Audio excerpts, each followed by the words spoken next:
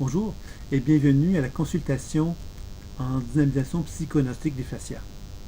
Alors, je vais vous présenter en quelque sorte de quelle façon qu'une consultation se fait en dynamisation psychognostique des fascias. Donc, il y a plusieurs façons de procéder.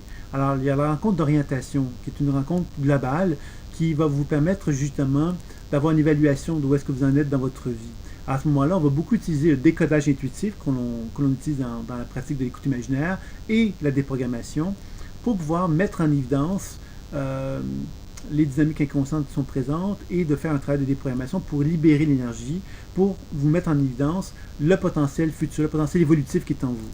Alors, c'est une consultation qui va toucher la dynamisation psychologique des fascias, mais très peu. On va moins intervenir dans les fascias de façon intense, mais ça va vous donner quand même une vision d'ensemble d'où est-ce que vous en êtes, et on va pouvoir aussi avoir une vision, une perception des zones de tension, des zones de difficulté qui sont présentes dans votre corps, et on pourrait y revenir éventuellement. Donc la rencontre d'orientation est une genre de porte d'entrée qui vous donne évidemment une vision d'ensemble d'où est-ce que vous en êtes dans votre vie, et cela peut être intéressant parce que ça vous donne donc cette vision d'ensemble intéressante et le potentiel futur de ce que vous avez développé dans votre vie pour favoriser un mieux-être. Par la suite, évidemment, les sessions les consultations qui sont vraiment orientées sur la dynamisation psychoénergétique des fascias peuvent se faire donc d'une façon très passive, c'est-à-dire que vous êtes couché sur une table de massage et on fait un soin. Le soin va être donc d'intervenir sur les fascias en utilisant donc des techniques énergétiques et des techniques de toucher corporel de massage très doux, dans lesquels on va prendre le temps d'être à l'écoute de vos fascias et de chercher à rétablir la réponse tissulaire, tout en amenant donc des soins énergétiques combinés à cela.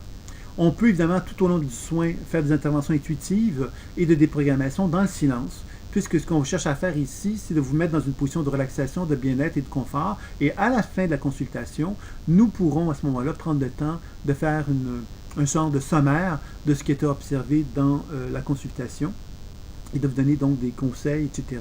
Ça sera une consultation typique de la dynamisation psychologique des fascias.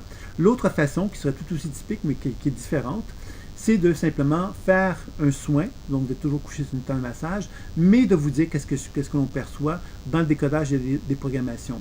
Qu'est-ce qui va différencier ces deux consultations? C'est souvent justement l'objectif que l'on a. Une personne par exemple très malade, habituellement on va pas autant donner d'informations à cette personne-là, puisque la personne très malade, la personne qui est pas bien, qui est peut-être dépressive par exemple, a peut-être davantage besoin de se faire de retrouver un équilibre, de retrouver une vitalité.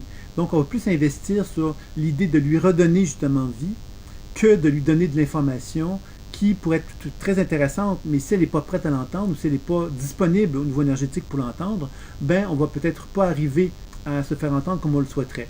Donc c'est ça qui va déterminer un petit peu ces deux types de consultations-là. Toujours une consultation en dynamisation psychologique des fascias qui pourrait venir également.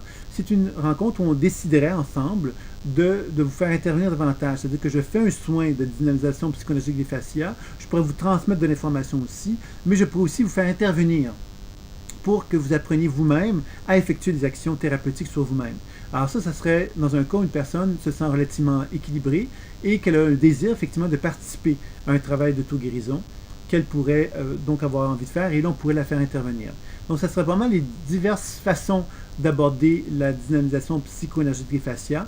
Normalement, une consultation va durer à peu près 1 heure pour faire un soin en profondeur dans lequel il y a un partage d'informations intuitives qui va être fait et dans lequel il y aura donc un genre de suivi. Alors évidemment, une consultation elle-même, ça peut vous donner un petit peu une sensation ou une impression de qu'est-ce que ça peut vous apporter, mais c'est évident qu'il est conseillé quand même de faire un minimum de 5 consultations pour pouvoir vraiment faire un travail de fond.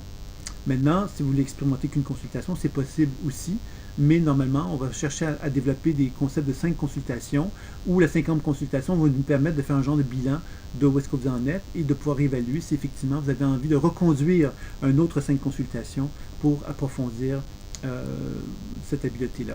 Évidemment, donc, l'effet bénéfique de la dynamisation psychologique des fascias, c'est qu'on retrouve la vitalité, qu'on retrouve un bien-être, qu'on se retrouve à se sentir justement plus en paix, en harmonie avec soi, on se sent plus aligné, on se sent plus réunifié à soi-même. Donc, c'est plein d'avantages, évidemment, que ce type de soin-là va apporter à un individu. Donc, voilà pour ce qu'était une consultation en dynamisation psychologique des fascias. Je vous invite donc à poursuivre votre visite. À très bientôt.